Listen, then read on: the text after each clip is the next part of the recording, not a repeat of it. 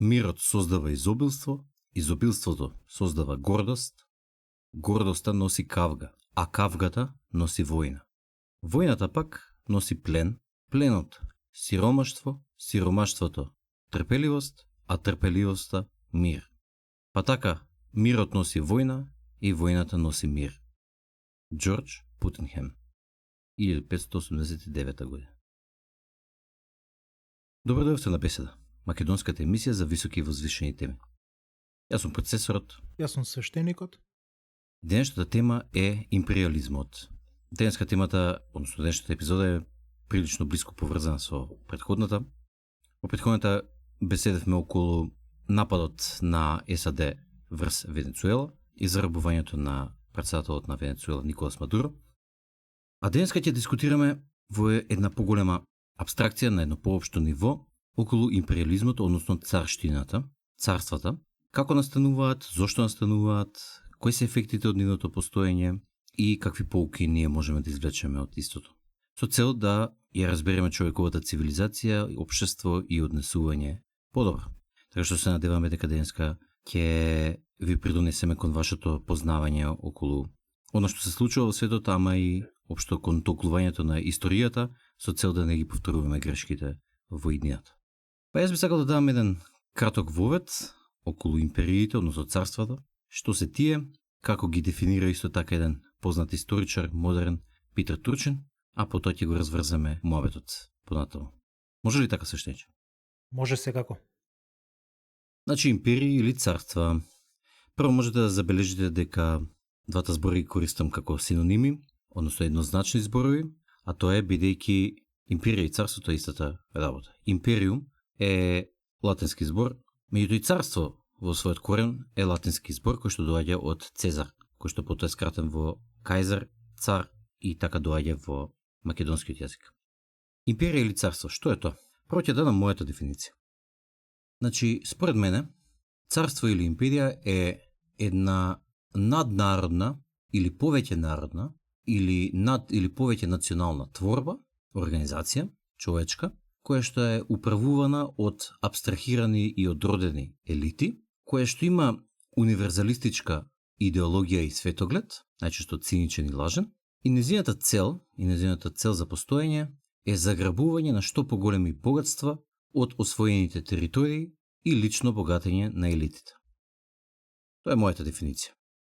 Питер Турчин пак ја дава вака, следнава дефиниција.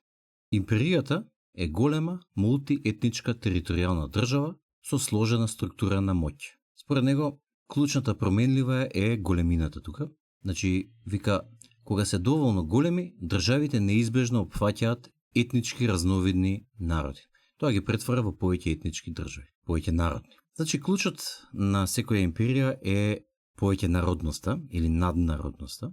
Значи, царството не е кралство. Царството е во главно едно кралство кое што успело да ги освои околните кралства и меѓуто наместо да им изврши геноцид и да ги поколе сите и да ги уништи, ги вплотило во себе си, ги вплотило нивните елити и ги претворило како дел од себе си. Таков пример е, например, Римската империја, која што кога ги освојувала другите народи, наместо да ги убива и да ги поништи целосно, ги правила сите римјани.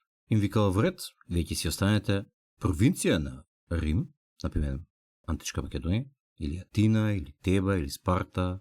Вие ќе си останете провинција на Рим, меѓутоа, вие сте римјани од денес денеска, ќе користите нашите пари кои што ги коваме, ќе ви изградиме наши институции, храмови, патишта, квестури, така натаму, аквадукти, и вие ќе бидете Рим, ќе бидете провинција на Рим. Сличното, тоа се случува и со Советски сојуз. Советски сојуз е една наднационална творба, зборам Советот, самиот Совет на социјалистичките републики, една наднационална творба, наднародна, кој што ги вклопува во себе си сите републики и сите народи во Советскиот сојуз. Руси, украинци, грузици, ерменци, казаци, буријати, монголи, значи сите тие се дел од Советскиот сојуз, односно беа. Советскиот сојуз е над нив, значи не е тој Русија, туку е Советски сојуз. И заради тоа Советскиот сојуз е империја, односно царство, тоест беше. Други држави, кои што се таков, ама можеби не типичен пример, се можеби Индија, со многуте народи под себе, Кина, кој што во себе си вклопува различни видови на кинези, а и не кинези, има хан кинези, има, исто така имаат и муслимани, кои што можеби со статуци од некои монголи, можеби се казаци, кои што се викаат уйгури. Сите тие се дел од кинеската нација, односно од кинеската империја. Слично нешто се случува и со Западната империја. Западната империја има еден куп народи и нации под својата капа, а незиниот најголем израз е НАТО. Сега, Турчин вика дека секоја империја мора да има империјална нација. Тоа е она нација внатре во империјата од кај што потекнува империјата и која што е најсилна, највплотена и која што ја води империјата. Во Советски сојуз тоа е била Русија, во Римската империја тоа било Рим, односно латините, кај османлиите тоа биле турците, кај кинезите тоа се веројатно хан кинезите, а кај НАТО тоа е САД, односно американците. И уште две работи да спомнам во овој воет. Според Питер Турчин, клучот за настанување на империите е така наречената човечка хиперсоцијалност. Тоест, нашата способност да се поврзуваме и да живееме во многу големи групи на луѓе. Ова мислам дека го имаме дискутирано со свештеникот претходно, меѓутоа причината зошто Homo sapiens успеал да ги условно речено победи неандерталците низ историјата и денеска неандерталците ги нема, а Homo sapiens остана, и покрај тоа што неандерталците биле физички посилни и веројатно и поинтелигентни како поединци, нивната способност за социјално делување била послаба. И можеле да се врзуваат во најмногу 200-300 единки во едно племе, каде што Homo sapiens може да се врзува по 1000 единки во едно село или племе, и нормално тој што може во повеќе луѓе да се врзе и да направи поголема група, без разлика дури да е послаб како поединец, на крајот ќе превагне во борбата, во конкуренцијата.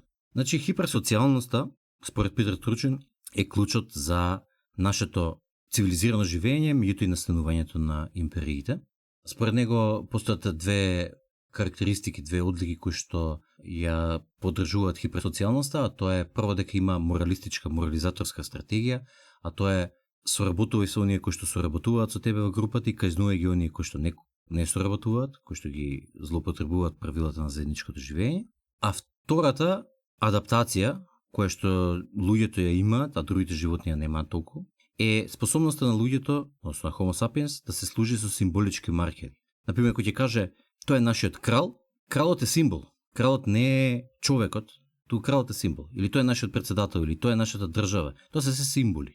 И кој ќе кажеме демократија, република, представничка демократија, народни представници, институции, тоа сета се символи. Тие постојат заради тоа што ние ги на еден начин ги воведуваме во живот и во материјална стварност со тоа што веруваме во нив како символи. И заради овие две адаптации, служење со символички маркери и морализаторската стратегија на соработува и со тие што соработуваат и казнува ги оние кои што не соработуваат, луѓето успеваат да направат сложени социјални и организацијски структури, од кои што еден од нив е империјата. Се надевам не ви издосадив со мојот вовед. Тоа беше воведот за империализмот и што се империите, а понатаму ќе видиме како настануваат. А сега му давам збор на нашиот мил и драг свештеник. Повели свештениче?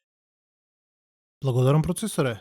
Мене не ми издосади со воведот, беше одличен вовед. Убаво ми беше да те слушнам и некои работи да ги научам, иако ти ги постави основите.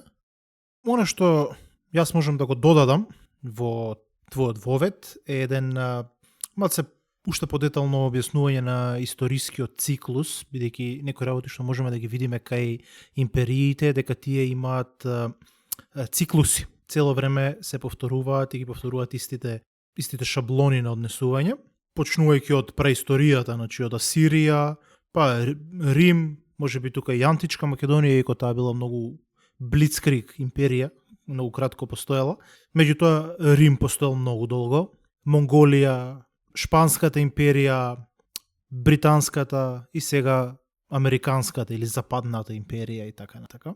Сите следат еден пат. Најпрво почнуваат со експанзија, воена, економска и така натака, имаат предност над другите народи кои што ги гледаат како варвари и така натака, кои што не се доволно организирани и лесно ги освојуваат, ги победуваат, некогаш ги уништуваат и растат. Потоа стигаат до една кулминација, врвот го достигнуваат зенитот, каде што се што успеале да создале, се што успеале да откријат, да промовираат, да внесат во човештвото како придобивки и така натака.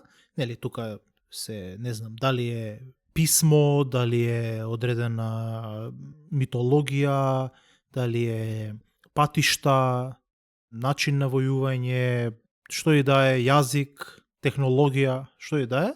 Значи, се што можеле да создадат, секој врв го достигнале, го направиле и сега веќе ништо ново не можат, не се способни веќе да создадат нешто ново и почнуваат полека да се губаат, да деградираат. И тоа е третата фаза на деградација. Веќе се прераснати, веќе се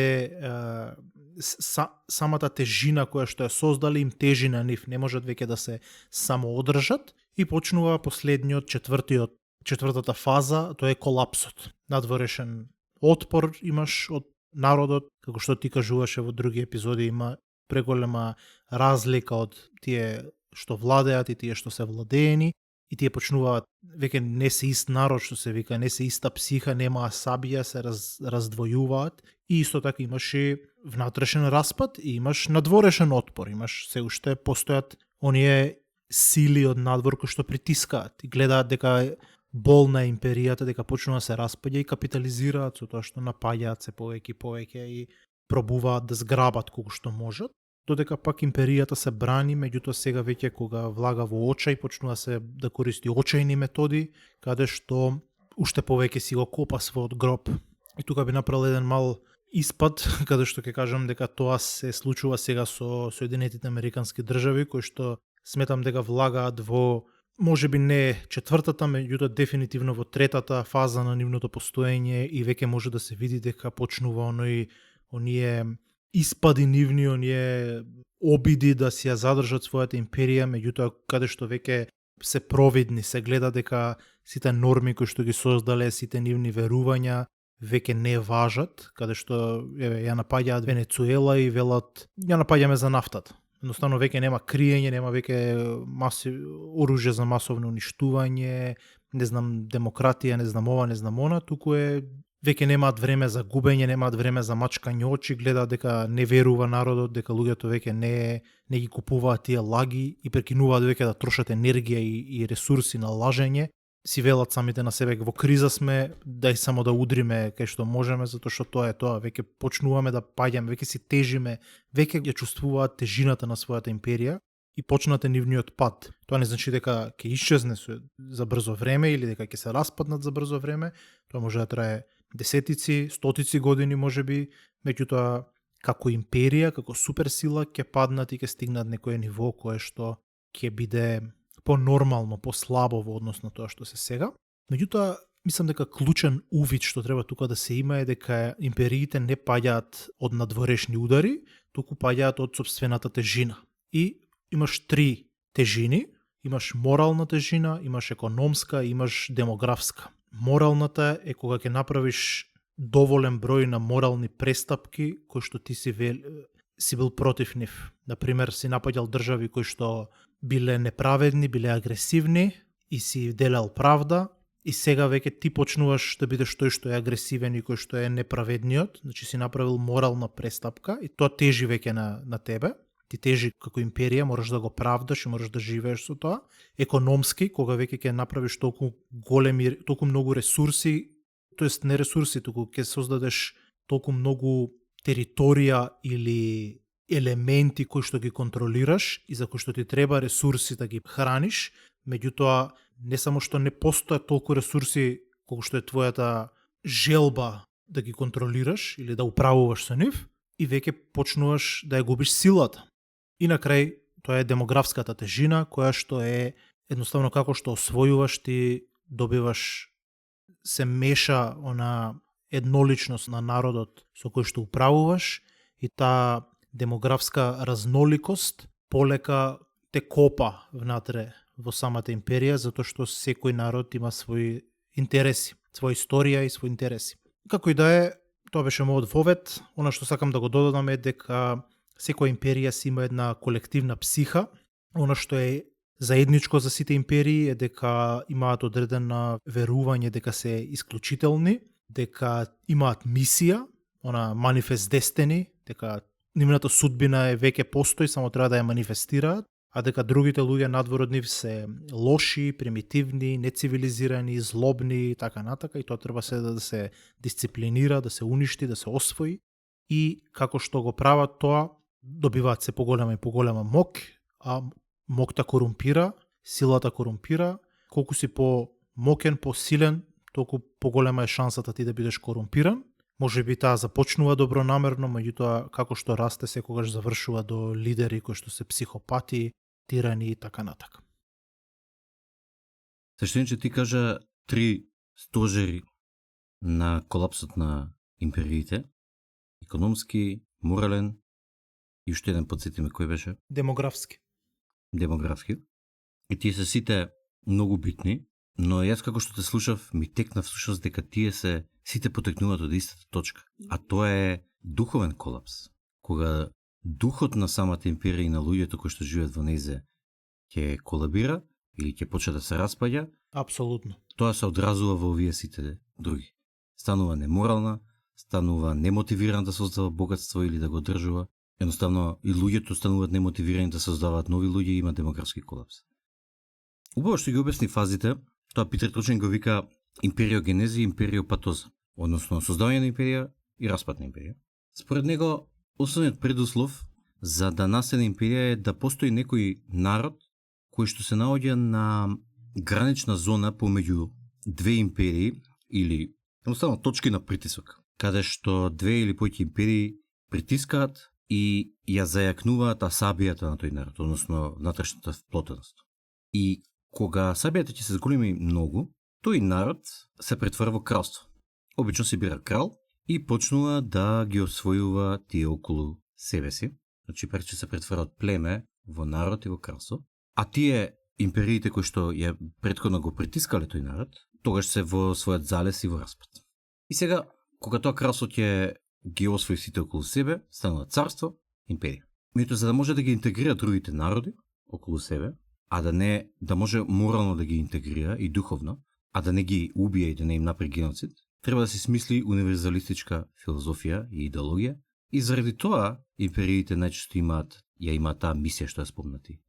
Зашто тие во процесот на обединување на тие што се околу нив, елитите од кралството викаат: јас не можам да ги обединам ако со нив сум антагонистички поставен, затоа што цело време ќе се борам и нема бидат под моја капа. Ќе треба цело време да трошам ресурси на нив да ги држам под чизма.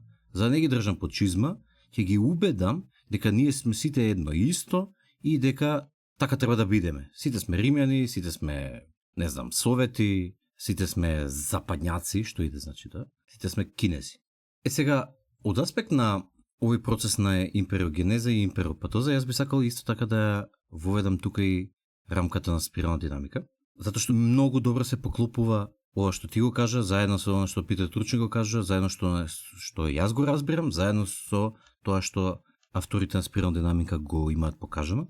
Инаку спирална динамика е рамка за пред се материјална и духовна зрелост. И таа можеби најдобро го одразува оној диалектички материализам кој што марксизмот го има расправено, односно Маркс и Енгелс на времето. А тоа е, авторите на спирална динамика се застапуваат за тоа дека фазите кои што се наоѓаат во спирална динамика се менуваат кога ќе се сменат материјалните услови за живот. Меѓутоа, јас би рекол дека не само материјалните услови за живот, туку и духовните услови во кои што се живее, духовните спознанија, наследства, да ги речеме така, мудрост. Па да видиме. Како што рековме, според Тручен, прво има племиња кои што се наоѓаат на работ на други посилни држави, народи или империи. И ова е кај племињата, тоа е веќе онаа лилјакова фаза, нели, на племиња, спирална динамика. Меѓутоа, заради притисокот од тие што се околу нив, тие племиња ја засилуваат својата вплотеност на сабија и стануваат народ, почнуваат да се само препознаваат како народ. Тоа е веќе лилјакова фаза, која што преминува во црвена фаза. Кога асабијата доволно ќе се зголеми, настанува наква класична црвена фаза, односно кралска фаза, каде што еден народ се бира крал, структура и со цел пред се да се одбрани од локалните околните притисоци. Меѓутоа, кралството е практично почетокот на државата. Таму настануваат границите, таму настанува внатрешна структура. Меѓутоа кралството е во главно основано на неколку племиња кои што се препознаваат себе си како ист народ.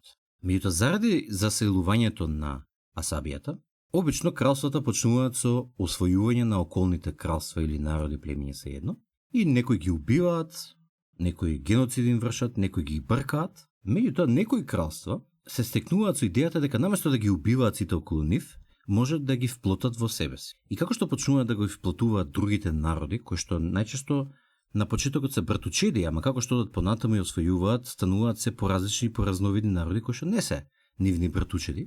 Тие ги освојуваат и со ова практично ги создаваат никулците на првите империи, односно царства. Царство е практично, како што рековме на почетокот, наднародна творба која што во себе си вплотува повеќе народи, а е управувана од еден елитен систем, од една група на елита, една хиерархија. И тоа, со тука влегуваме во фазата сина од спирална динамика, која што е империалистичка, царска, ама и во исто време и морализаторска. Како што објаснивме претходно, за да можат кралствата да ги обединат другите, на некој од кралствата им доаѓа идејата дека може да ги обединат духовно и морално, со тоа што ќе им ја во наводници продадат приказната дека сите сме исти, ние сме тие, дека главните принципи доаѓаат од поголеми духовни аспекти, дека не е тука борба меѓу народите, туку ние како народи може да се вплотиме врз повисоки принципи.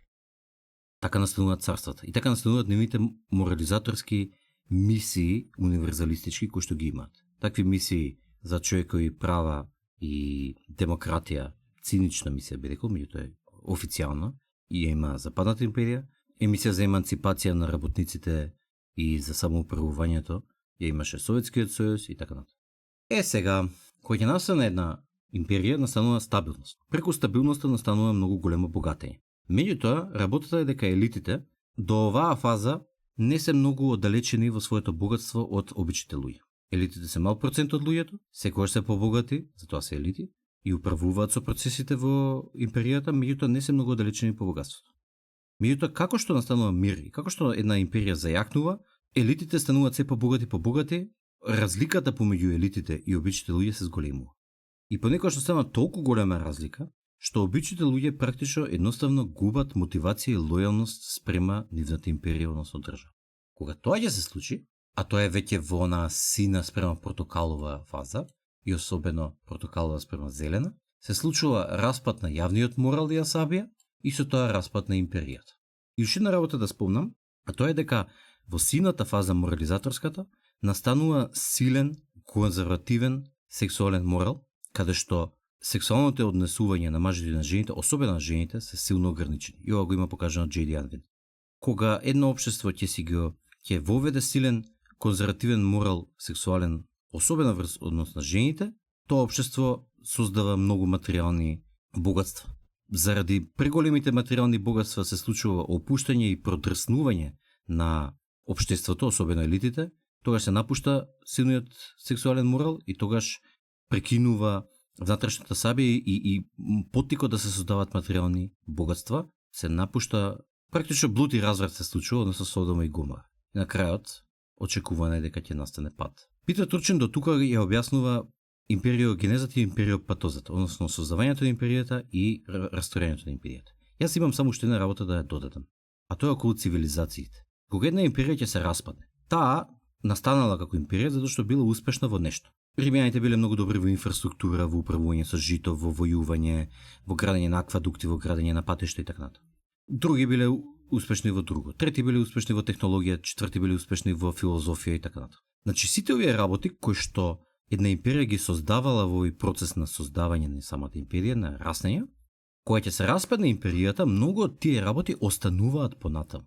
И тие како што остануваат, како концепти, како мудрости, како наследство, да речеме, тие продолжуваат во следните држави, следните народи, следните империи, како еден вид на цивилизационо наследство. И всушност тоа е цивилизацијата. Цивилизацијата се овие наследени работи од минатите империи. Не секогаш создадени на добар начин, меѓутоа, тоа што ќе остане се ваквите цивилизациони работи, например од Римската империја, цивилизационата придобивка е христијанството, јас би рекол, кој што е расширено во Европа и во Америките.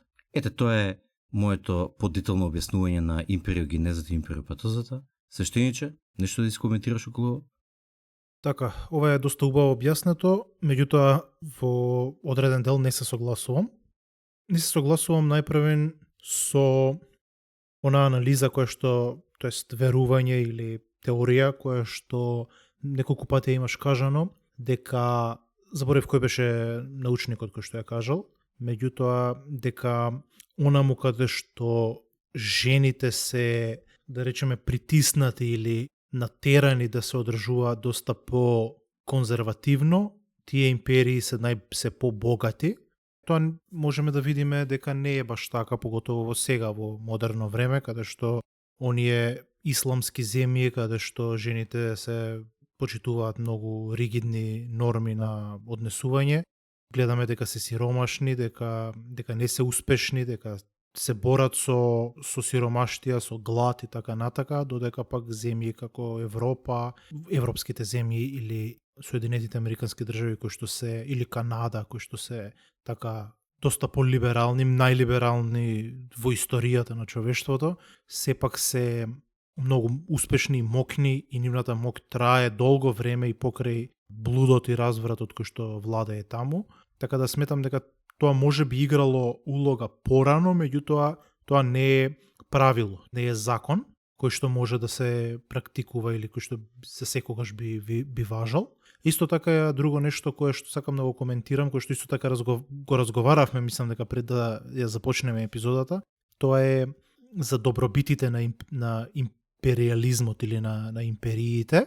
И да, дефинитивно тука можеме да констатираме дека тоа е вистина, како што ја одредена империја освојува, меѓутоа за да одржи онаа тежина на нејзиното освојување, оние работи кои што јас ги спомнав претходно, моралот, економијата, демографијата, за да може да се одржат, мора да изгради одредени темели и тие темели се нешто кое што е корисно понатаму за општеството, меѓутоа исто така и тука јас би рекол дека тоа не е нешто, и покрај тоа што тоа навистина се случувало, не мислам дека тоа е нешто кое што е константа и дека сите империи нешто такво вовеле, точно дека е, да речеме, Рим, Асирија, може би така натака, па е дури и Соединетите Американски држави како империја, може би Советски сојуз како империја, или кинеските династии, така натака, имале одредени бенефити, одредени придонеси кои што ги создале, кои што човештвото до ден денес ги исползува. Исто така и оние исламски империи, калифати, кои што создале алгебра и така натака. Меѓутоа, не сите империи имале такви допринесување. Например, јас не можам да видам кој е придонесот на Британската империја, не можам да видам кој е придонесот на Шпанската империја, на Монголската империја и така натака, каде што мислам дека тие само освојувале и искористувале за своји бенефити. Нормално, има некој остаток. Тие биле джиновски ентитети и мора да остават некој остаток, мора да остават некоја како да кажеме, некое наследство, да бидат некој легаси што се вика, меѓутоа дали тоа е корисно или не, тоа е прашање. Многу често знаат да искоментираат, например, за англиската империја, дека кај што била во Индија, Пакистан, Африка и така натаму, оставила инфраструктура која што денеска овозможува тие да живеат на повисоко ниво, например, железница или институции и така натаму. Тоа е еден аргумент за англиската конкретно империја. Не зборам дека монголите очигледно ништо не оставиле, македонците не знам дали оставиле, меѓутоа англичаните можеби нешто оставиле од тој аспект. Добро, да речеме дека во Африка оставиле некои мостови, меѓутоа мислам дека кој да дошол во Африка ќе оставил некои мостови, затоа што немале мостови. Но како и да е, во ред. Она што сакав да го коментирам во иднина, понатаму, е иднината на империализмот. Јас сметам дека империализмот, како што кажа ти, можам да се сложам со главната твоја поента, а тоа е она поента која што ја изведе од спиралната динамика, дека плавата фаза е она цивилизацијска фаза и таа е поврзана со империите.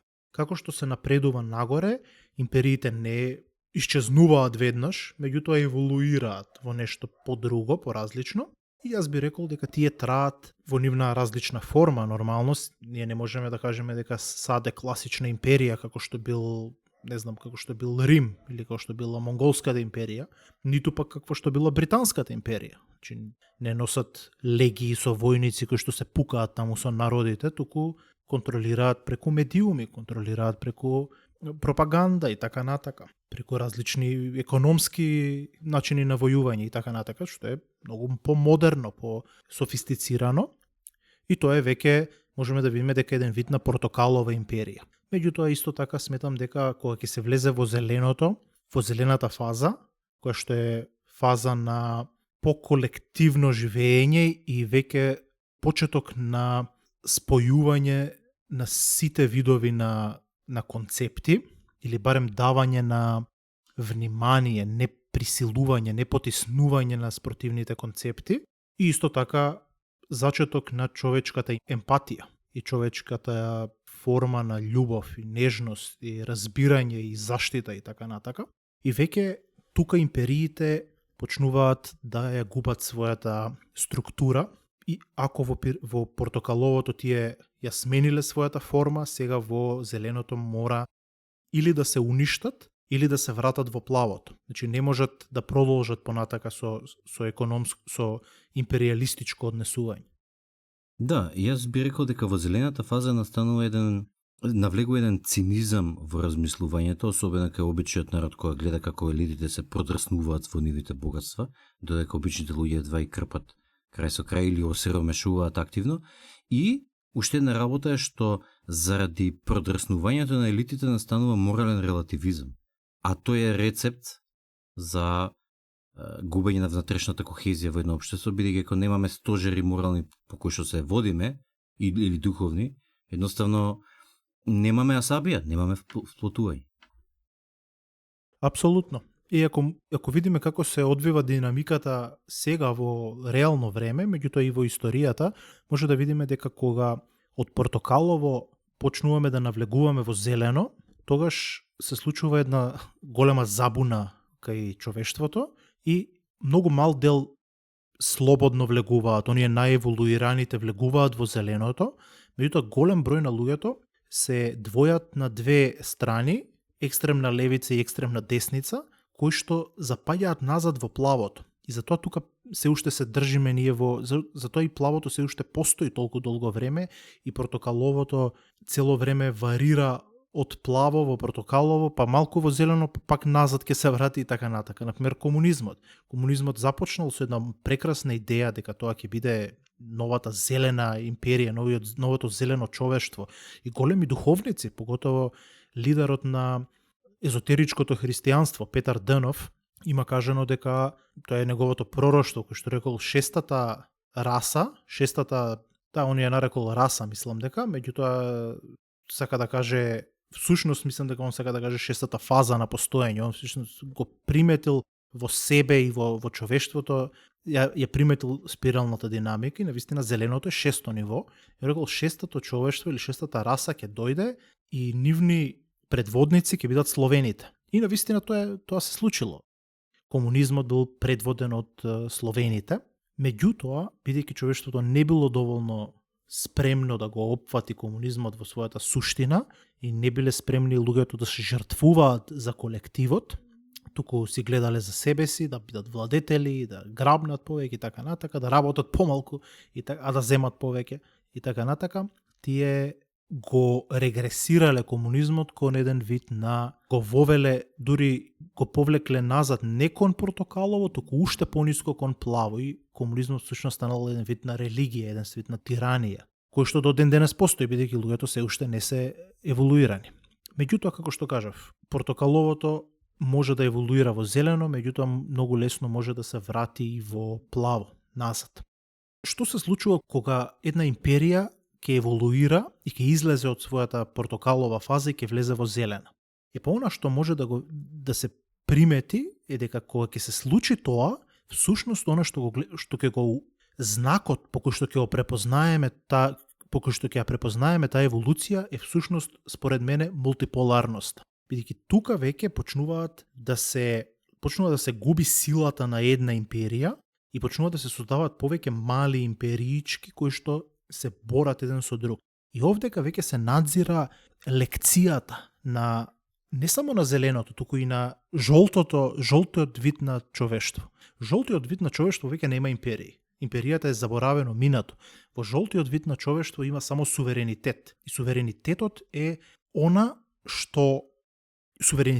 за империите, како што империите биле за царствата. Империите биле новата форма на владење, новата форма на постоење за царствата, за кралствата. Меѓутоа, суверенитетот, кој што како концепт постои, меѓутоа реално не постои, суверенитетот ќе биде новата форма на постоење на човештвото. Ќе биде еволуција на цивилизациите.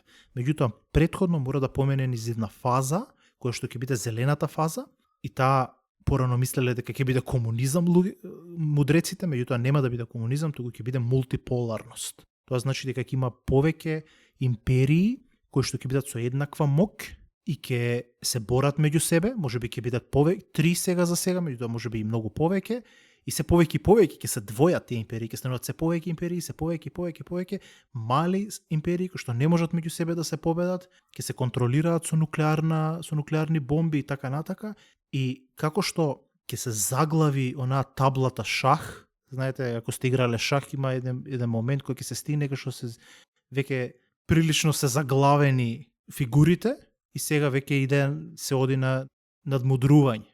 Веќе се направиле отворањата и сега веќе се иде на тактичко играње. Па тоа ќе се случи и во реалниот свет.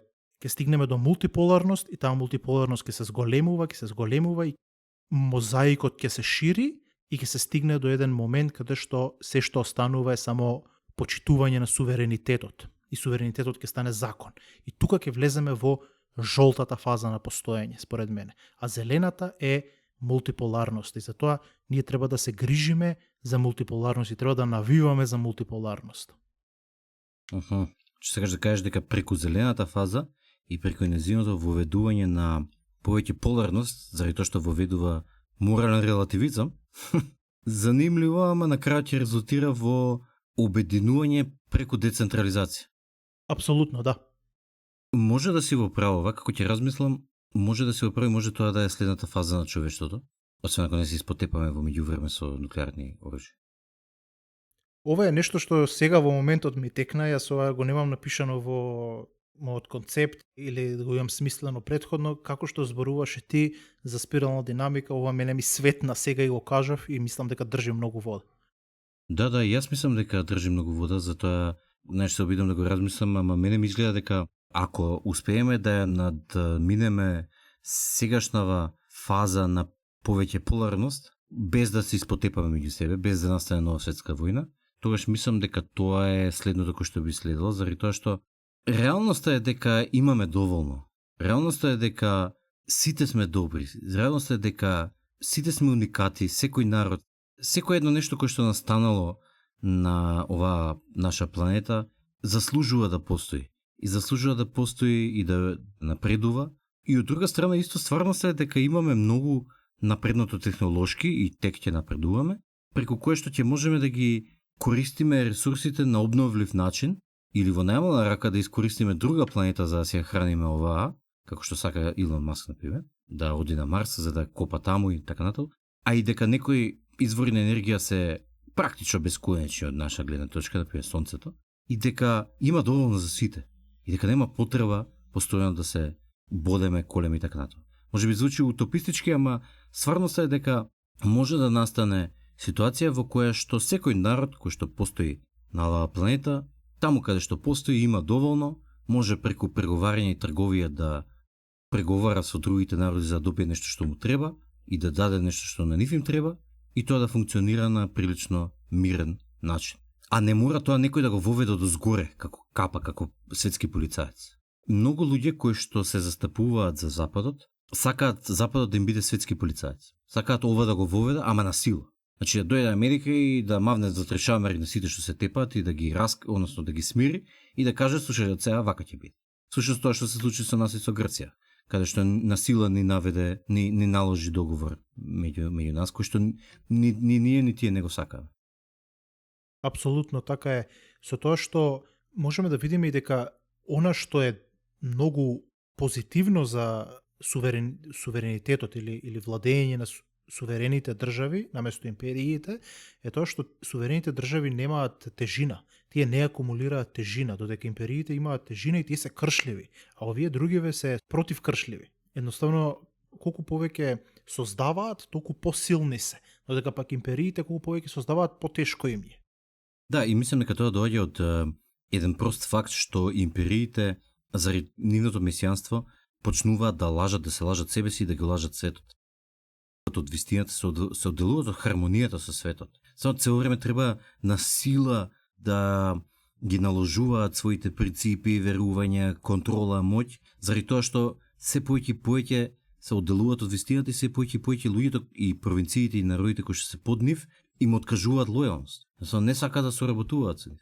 Првин под радарот, првин суптилно, а потоа израчно и израчно. И се поеќе. И сега империјата треба да троши се поеќе енергија, се поеќе ресурси, за да ги стави под контрола оние кои што се одметнале од нејзе практично. А тоа кошта и на крајот трошоците ги надминуваат можностите. Значи не може бесконечно тоа да се случува. Некогаш империите тоа го прават на начин на кој што ја девалуираат својата валута со тоа што штампаат повеќе пари, прават инфлација, ама никогаш тоа не успе. Значи тоа им се случува и на римјаните, од златни монети во сребрени монети, па до месингани, па на крајот немало воопшто ништо скапоцено во тоа монетите. Исто им се случува на шпанците, едноставно само правеле емисија на пари, прекинале да издаваат златни монети и така натаму. Исто им се случува и на САД, односно на Западната империја, со доларот, со еврото, значи само штампаат пари и така натаму, со цел да продолжат функционирањето на нивниот механизам, империјален механизам, а всушност не увидуваат, не гледаат она што се вика пораката на зидот, како што би рекол изјавата, а тоа е дека не можеш да владееш со сила. Единствено нешто можеш да владееш со вистина и со согласност на тие што се владеани. Тоа е основата на секое владение. Тој што владее, тој е под другите, не е над другите.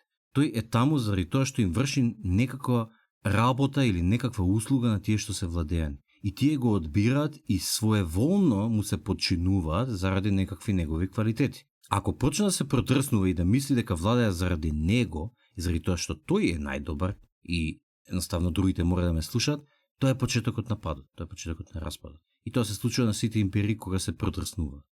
Инаку сакав да искоментирам само една работа околу она што го кажа околу поврзаноста помеѓу сексуалниот морал и создавањето на богатство.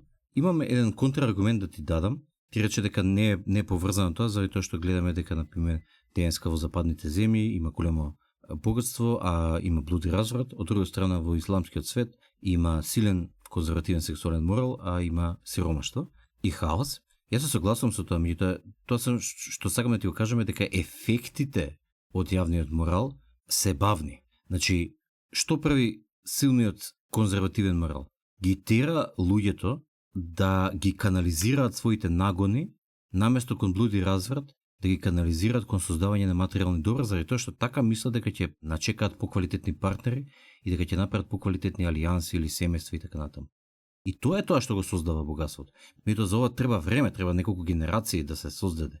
И заради тоа не ги гледаме ефектите одма. Јас дори би аргументирал дека САД во 1920-те години до некаде 50-те, 60-те години е прилично конзервативно општество. И тука го има создадено оној главното богатство, оние дивката генерација што ги викаат во текот на Втората светска војна и претходно за време на Првата светска војна. Меѓутоа, понатаму заради богатството настанува блуд и разврат и денеска е тоа што се случува е практично јавање на бранот на богатството кој што било создадено претходно и негово вештачко продолжување, неприродно продолжување преку задолжување, преку инфлација, преку емисија на пари. И само се одложува тоа, меѓутоа мислам дека колапсот е неминовен заради тоа што се помалку и помалку тие држави создаваат. Они имаат голема инфраструктура и тоа треба време да се поништи. Меѓутоа се помалку и помалку создаваат во однос на пример некои други држави како Кина или не знам, некои други држави кои што се уште имаат силен јавен сексуален морал. И тоа би бил еден контраргумент дека треба време ефектите да се осетат од тие работи. Меѓутоа се согласувам со тебе дека денеска има разлика, а тоа е дека оние на западот кои што ги водат работите во позадина, овие работи нашле начин како да го одолжат тоа. А тоа е преку емисијата на пари, преку фракционото банкарство и сите оние финансиски фори кои што возможуваат тие работи да се како да кажам да се одложат во време. Мислам дека крајот ќе им дојде секако, ама дека многу подолго време ќе трае и дека можеби тоа не збунува од аспект на кои се ефектите што се случуваат. Да сакаш да искоментираш нешто околу. Па не, добро, тука може да се аргументира различни противаргументи, меѓутоа држи вода твоето, апсолутно држи вода. Ќе видиме. Ќе видиме со време како што. Дефинитивно е дека сите промени се спори, меѓутоа дали навистина како што ти велиш, ќе видиме. Она што само сакав да го кажам, не поврзано со ова што ти го збореше, е дека империите не се финална структура. Финална структура не е дури ни мултиполарниот свет, не е дури ни оние суверени држави, туку финална структура е духовниот холизам, она човечко единство, или може да речеме и глобализам, меѓутоа не глобализам како што го замислува Западот или некои луѓе во црни одела кои што мислат дека глобализам е каде што они ќе владеат со сите и така натака. Тоа не е глобализам, не е вистински глобализам. Вистински глобализам е каде што ќе дојде обединување на човештвото врз база на духовност, меѓутоа не религиозна духовност, туку будење на духот, будење на свеста кај луѓето ќе престанат со тек на време да бидат идентификувани со нивното его, како што расте. Ова е идеално како би било доколку не се самоуништиме или доколку не завлеземе во некои патци на однесување кои што ќе бидат деструктивни за нас и кои што ќе не однесат или ќе не заглават на некој ниво или ќе не однесат пониско во некој ниво.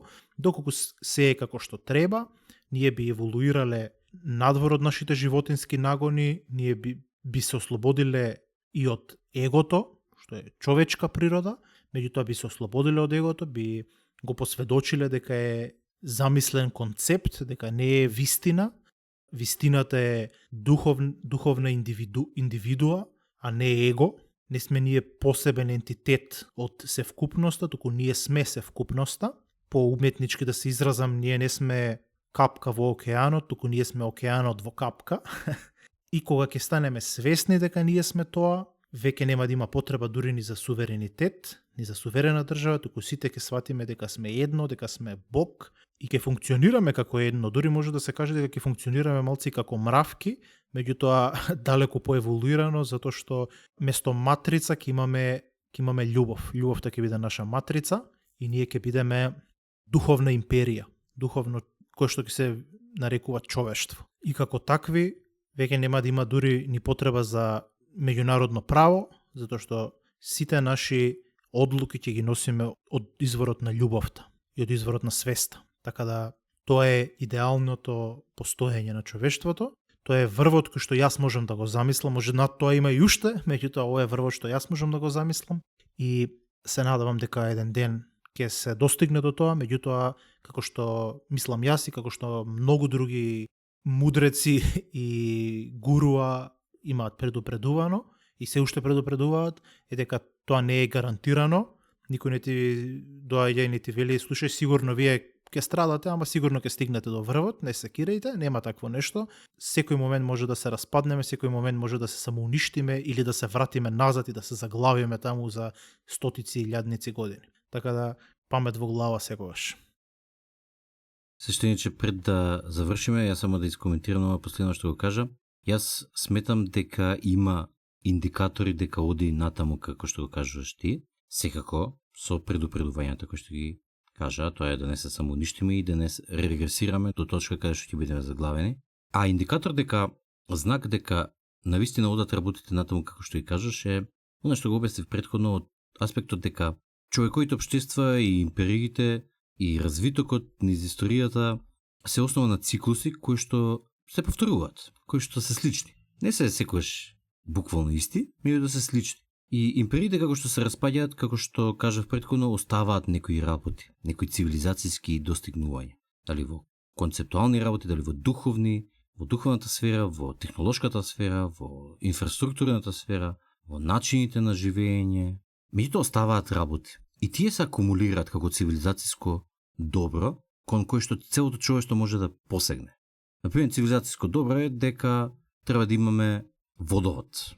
Римјаните го измислиле водоводот и денеска цивилизираните општества не почнуваат од нула, не викаат чекај се како да носиме вода кај луѓето, ај бунари ќе купаме. Не, туку знаат веќе дека треба водовод да се направи. Знаеш, тоа е еден вид на цивилизацијско достигнување кој што целото човештво го знае, без разлика дали може да го постигне на лице место, локално. Меѓутоа целото човештво знае дека сите треба да имаат водовод и канализација. Целото човештво знае дека треба да се живее во цврсти градби, за да не бидеш на милост и немилост на елементите. И така натаму. Дека има духовни работи кои што може да се следат, нели, и наследства. Епа, според мене, ако продолжиме на овој пат, а да не се само убиеме, ако продолжиме на овој пат на акумулирање на цивилизацијското наследство кој што го имаме како човештво, на крајот тој резервоар на мудрости кои што се полни, еден ден ќе ја прелие чашата, ќе го надмине моментот на критичност и ќе претече кај сите нас и ќе го освари тоа што го кажете. Едноставно тоа е процес кој што мислам дека се акумулира до точката до која што ќе прелее и кој ќе дојде до точка на критичност, каде што веќе ќе стане, како да кажам, здрав разум, ќе стане општо позната работа, дека вака треба да живееме сите. И тогаш ќе се случи тоа што го предвидуваш ти. Се надевам дека ќе се случи, имаме време, како човештво се надевам дека ќе се озрееме до таму, да дојдеме до таа точка. Од твоја уста во Божји уши и во уши на слушателите. И на цел свет. И на цел свет. Одлична епизода, свештениче. Одлична епизода. Денеска разговаравме на тема империализам и како да ги надминеме империите. Да настане една империја на духот, а не материјална империја. За не ги повторувам сите работи што ги раскажавме, едноставно ќе кажам само дека дадовме вовед што се империите, го спомнавме Питер Турчин, спомнавме дека има многу негативни работи со модерното примитивно разбирање на империите, многу страданија, многу проблеми. Меѓутоа има надеж, а тоа е дека империите позади себе оставаат некои цивилизацијски придобивки кои што на крајот можеби ќе не доведат до една подобра, поцивилизирана и по-духовно зрела фаза на живење како човештво, во едно братство човечко. Не наивно, не како што си го замислувале старите комунисти или социјалисти или се, туку едноставно вистинско братство каде што вистински ќе го живееме тоа, а сепак ќе си ги уважуваме разликите и нашата сувереност на лице место до одредена точка. Тоа беше сюжетот од денешната епизода, а сега одиме со практични прагматични совети. Мислам дека како еден прагматичен совет би поставил едно прашање до слушателите, а тоа е да се анализираат самите себе и да видат во кој дел од животот се под империјална контрола. Во кој дел од животот оние светски империи кои што постојат им го контролираат нивниот живот и нивните умови и како ќе се ослободат од таа контрола. Империализмот остава зад себе никулци на гнилеж кои мораме клинички да ги откриеме и да ги отстраниме од нашата земја, но и од нашите умови. Франц Фанон.